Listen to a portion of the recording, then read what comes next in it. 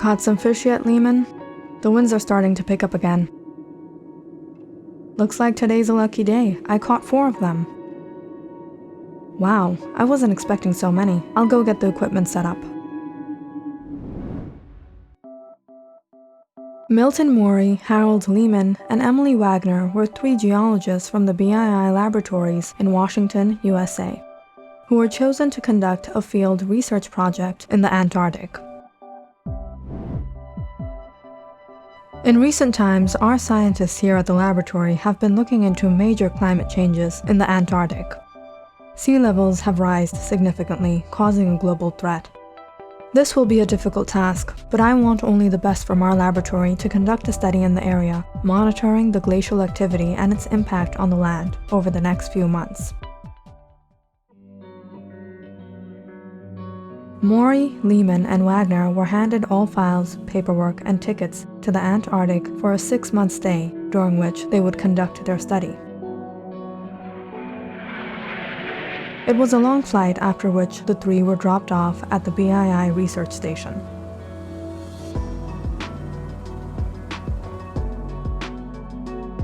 I never even imagined getting a chance to come here. Wow, this place is amazing. It sure is, but it can also be very dangerous. There are no stations for miles to come, so you won't be able to return as conveniently as you may be thinking. Since you're all going out on a field study, you must carry these devices with you at all times. You'll be able to communicate with us back here just in case of emergencies. Morey, Lehman, and Wagner packed up their tents, dry food that will last them about 2 weeks, and of course, the painful but necessary equipment they needed to carry for the research. It was a whole day's walk into the pure white wilderness of the Antarctic that they decided to set up camp. With the hexamine fuel tablets they were stocked with, they were easily able to heat up their food that night. Hey, you 2 men getting that same feeling I am? What? The air here, it's so light. To be honest, I don't smell anything. It's the smell of ice for miles and miles. There's nothing around us. No animals except the ones under us. After dinner that night, the 3 geologists decided to call it a day. Though they had properly insulated tents and clothing, the cold had its way of seeping in. The temperature had dropped below the usual, and the 3 were struggling to keep warm. My fingers are becoming stiff. This is unbearable.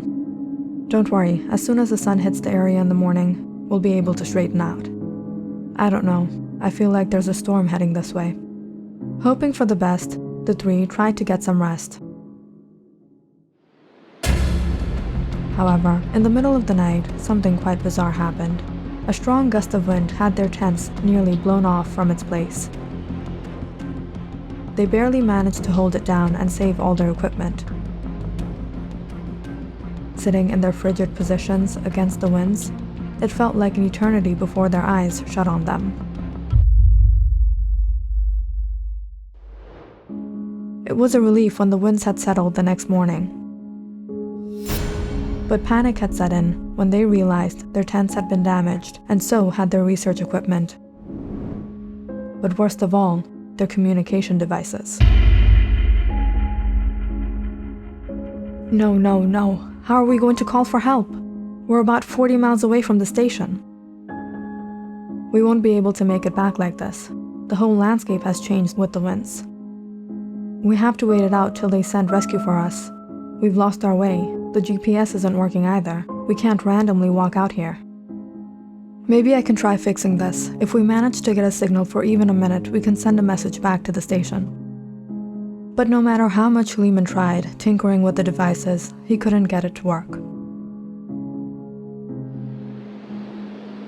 The first night was awfully difficult for all of them. They weren't used to the weather, nor to the strong winds, and the tents weren't of much use now. The 3 decided to find a better place where they would be able to block out the winds. The next day, Lehman and Wagner broke their tents and prepared a makeshift shelter, while Morey went out to search the area. Far out in the distance, he could spot some birds. If he could hunt one down, this would come in quite handy. He took his hunting gear and set out. It was a 30-minute walk to the snow-covered Antarctic tundra. Maury gave his best, trying to keep still, targeting the birds perched up on the icy glaciers. As he squinted his eyes, he suddenly noticed something move in the landscape. He quickly got up and ran towards that direction. But there was nothing there. Maybe just another one of those birds. Maury climbed up the glacier to get a better view of the place. Nothing but ice for miles. However, he noticed something quite odd. Foot tracks like that he'd never seen before. He returned to the others some hours later. The three managed to build a fire for the night and met some relief through the harsh winds. When do you think they'll send for help?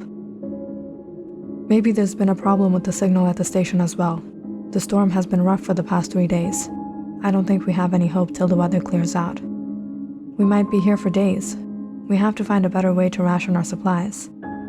Up till this point, the only good news was they had food on hand, but when 3 days passed by, they were down by half their supplies. Maury and Lehman attempted to ice fish. It took nearly the whole day to make one catch, and they exhausted more energy than the little food they caught gave them. I saw these footprints out in the tundra the other day. Quite strange, don't you think? Strange footprints. Maybe there are animals around here. Then we're better off hunting those. I don't know. They were huge. I'm guessing it has to be a bear. Or the abominable snowman? Wagner chuckled. Not exactly.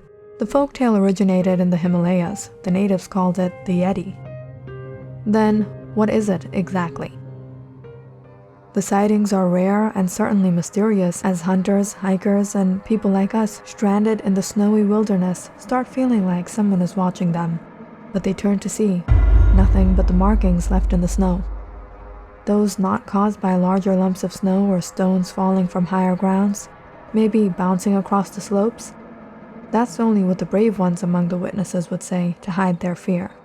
But there isn't quite any excuse left to make when they follow the Yeti's footprints, nearly double the size of yours, until curiosity leads them standing in front of a large, white-furred, ape-like creature, ready to strike at any moment.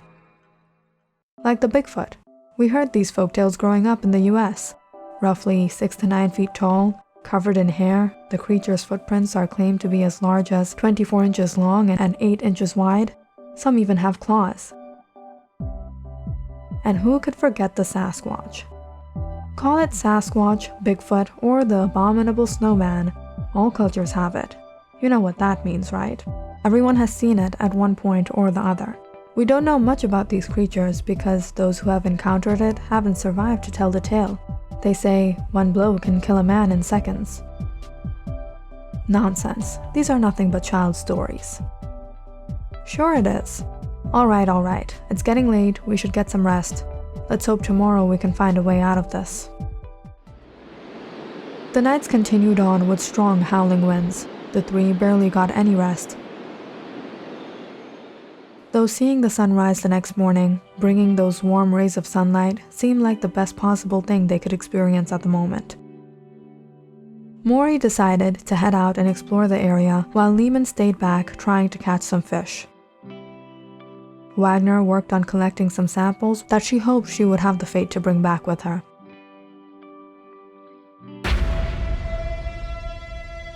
It was some time later that Lehman and Wagner heard a loud gunshot in the air.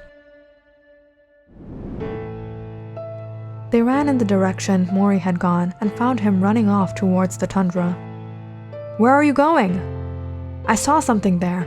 It was some sort of beast. It must have been the one that left the footprints the other day." "Hold on, Maury, stop." "What?" "I was trying to hunt down some birds when I spotted the thing. I can't explain it. It was white, walking on both legs." "Are you serious, Maury? You're hallucinating. You need to eat."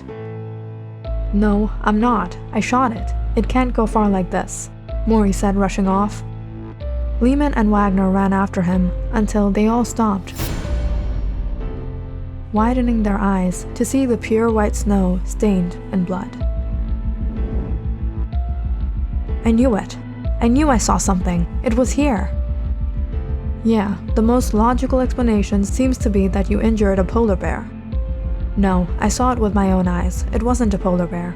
There are no polar bears here on the Antarctic. Maybe there are, we just haven't discovered them yet. Though Maury continued to claim that he had indeed seen some sort of creature out here, Lehman and Wagner were worried about bigger things. Maury was losing his mind already. How long before they too would start to lose it out here, deprived of food, water, and sleep? Luckily for them, it was after a whole week that they were able to catch 4 fish. They had a decent dinner that night, and finally, a few hours of sleep.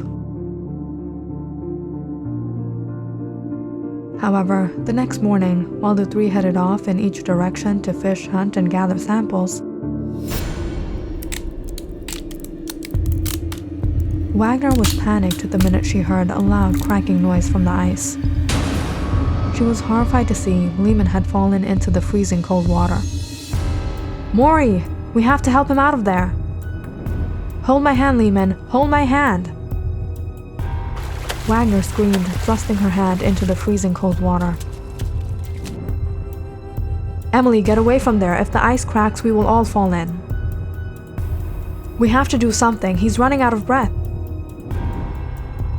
Maury ran back to the shelter and took a rope. He tied it around his waist, handed the other side to Wagner. "I'm jumping in. Don't let go." Wagner's heart raced as she clenched onto the rope. She could see Maury's hand underneath the ice before it disappeared. Just 2 minutes into waiting, Wagner was petrified.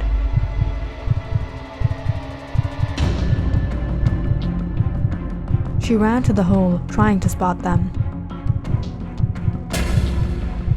"Maury! Lehman!" she cried.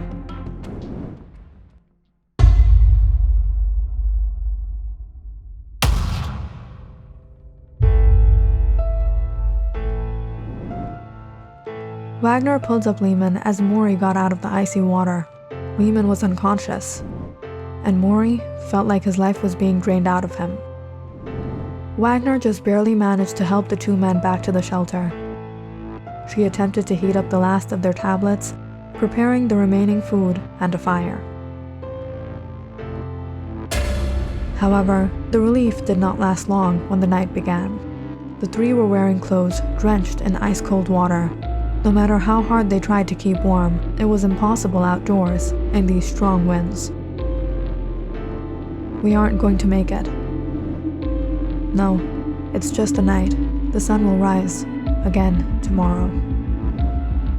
"Stop it, Emily. He's right. We're all going to die out here." As the winds picked up, the 3 began to have trouble breathing. No one was in any condition to move nor speak.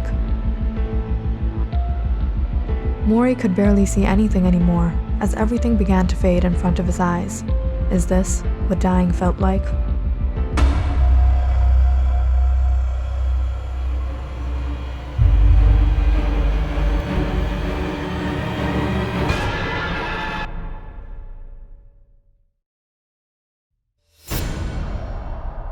Maury suddenly woke up to a warm sensation around him.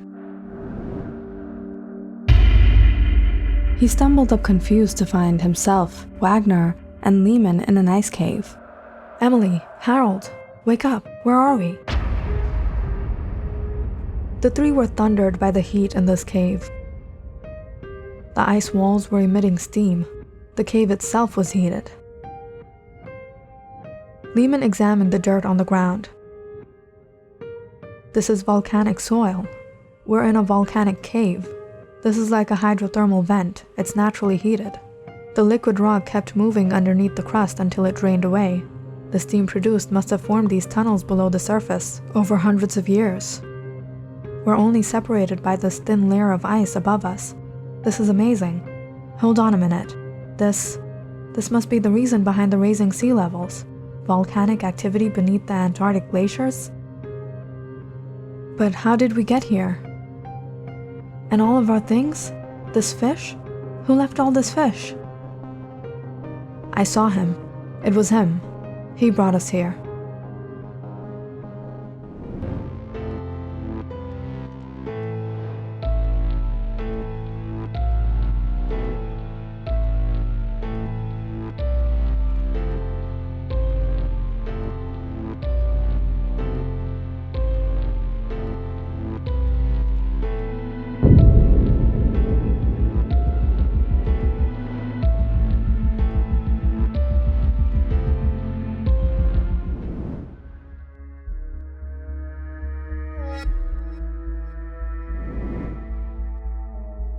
Maury ran out to the entrance of the cave. He scanned the landscape covered in snow for miles after miles. I tried to take your life, but you saved ours. Click on the subscribe button and check out more awesome videos on our channel. And don't forget to press the bell icon because you know it's interesting.